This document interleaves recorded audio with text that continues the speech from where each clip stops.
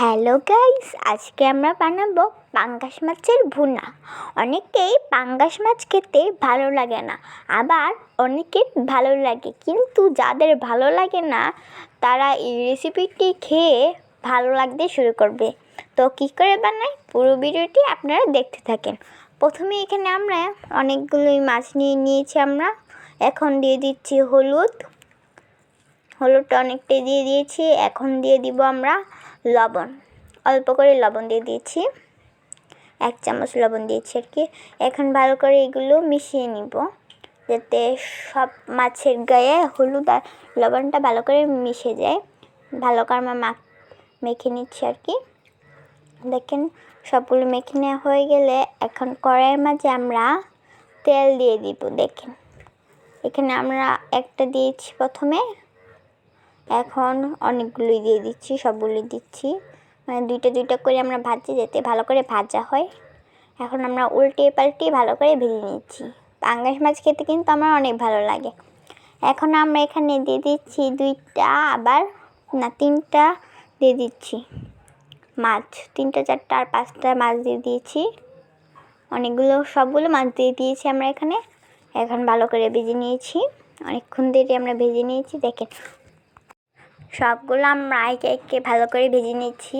দেখেন ভাজা হয়ে গেছে, দেখেন কত সুন্দর একটা লালচে কালার এসেছে। এখন আমরা সবগুলো ভালো করে নামিয়ে নিচ্ছি। দেখেন এখানে অনেক বড় বড় পিসও আছে, সবগুলো নামিয়ে নিব আমরা। দেখেন নামানো হয়ে গেছে, দেখেন কত সুন্দর হয়েছে ভাজা। এখন আমরা আবার কড়াইয়ের মাঝে তেল দিয়ে দিয়েছিলাম, পরে এখন দিয়ে দিচ্ছি আমরা পেঁয়াজ কুচি অনেকগুলো দিয়ে দিচ্ছি আমরা, যাতে খেতে ভালো লাগে তাই জন্য। এখন ভালো করে নেড়ে নিচ্ছি। পাঙ্গাস মাছের ভুনা করব, খুবই মজা, এটা আপনাদের খুবই ভালো লাগবে আশা করি। এখন আমরা এখানে দিয়েছি ধনিয়ার গুঁড়া দিয়ে দিলাম, দিয়ে এখন আমরা দিয়ে দিচ্ছি আদা রসুন বাটা আর পেঁয়াজ বাটা। এখানে কিন্তু মাংসর মতনই লাগবে, তাহলে খেতে বেশি ভালো লাগে আদা রসুন বাটা দিলে। এখন অল্প দিয়ে দিলাম 1 চামচ হলুদ, না 2 চামচ আমরা দিয়ে দিয়েছি হলুদ। এখন 1 চামচ দিয়ে দিলাম মরিচের গুঁড়া, 2 চামচ। এখন সবগুলো দেওয়া হয়ে গেলে এখন আমরা দিয়ে দিব ধনিয়ার গুঁড়া। এখন আমরা দিয়ে দিলাম 1 চামচ লবণ। এখন দিয়ে দেওয়া হয়ে গেলে এখন ভালো করে সবগুলো নিয়ে নিচ্ছি আমরা। দেখেন এখানে গন্ধটা কিন্তু অনেক সুন্দর আসছিল। এখন আমরা 4-5টা করে কাঁচামরিচ দিয়ে দিলাম আর কি। এখন ভালো করে আবার নাড়তে থাকলাম যতক্ষণ না পর্যন্ত তেলটা উপরে এসে যায়। এখন আমরা ভাজা মাছগুলো দিয়ে দিচ্ছি। রেসিপিটা কিন্তু খুবই সহজ, সবাই বানিয়ে খেতে পারবে, এখানে বেশি কিছু লাগে না আর কি। এখন ভালো করে এগুলো নিয়ে নিচ্ছি।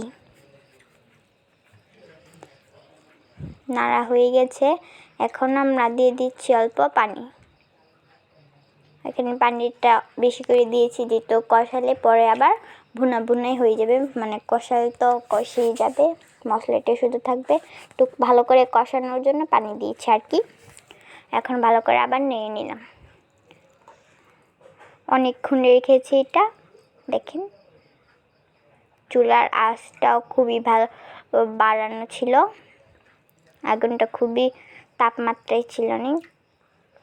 এখন আমরা দিয়ে দিলাম জিরার গুঁড়া দিয়ে দিলাম। জিরার গুঁড়া কিন্তু লাগবে, কারণ এটার খুবই সুন্দর একটা স্মেল আসে তাই জন্য। এখন আমরা ভালো করে নিয়ে নিচ্ছি। দেখেন কষানো হয়ে গিয়েছে, এখন নামিয়ে নিচ্ছি আমরা। দেখেন কত সুন্দর কালারটা এসেছে, খুবই সুন্দর, আর খেতে কিন্তু আরও বেশি মজা। তো আমার ভাইকে দিয়ে দিয়েছিলাম, ভাই খেয়ে দেখবে এখন কেমন হয়েছে। আমার তো দেখে খুবই লোভ লাগছে, কারণ খুবই দেখতে সুন্দর, আর খেতে জানি কতটা মজা হয়। আমি খেয়ে দেখছিলাম, পরে অনেক মজা হয়েছে। এখন আমার ভাই খেয়ে দেখবে কেমন হয়েছে। দেখেন মাছটা কি নরম হয়েছে, দেখেই মনে হচ্ছে সুস্বাদু হবে। এখন ভাই খেয়ে দেখবে কেমন হয়েছে। আমার ভাই খেয়ে অনেক মজা বলেছে। এভাবে বাসায় বানিয়ে দেখবেন, আপনাদের খুব ভালো লাগবে। খেতে কিন্তু অনেক মজা ছিল। আমার ভাই কিন্তু ভালোই লেগেছিল। হাত চেটেপুটে খাওয়ার মতন। আমার ভাই কিন্তু হাত চেটেপুটে খেয়েছে। পরে দিয়ে আরও ঝুল নিয়েছিল, অনেক মজা ছিল। দেখেন কত সুন্দর কালারটা। আপনারা বাসায় এইভাবে বানিয়ে দেবেন, খুবই মজা। ভিডিওটি ভালো লাগলে লাইক কমেন্ট শেয়ার এবং সাবস্ক্রাইব করে দিবেন। Bye bye.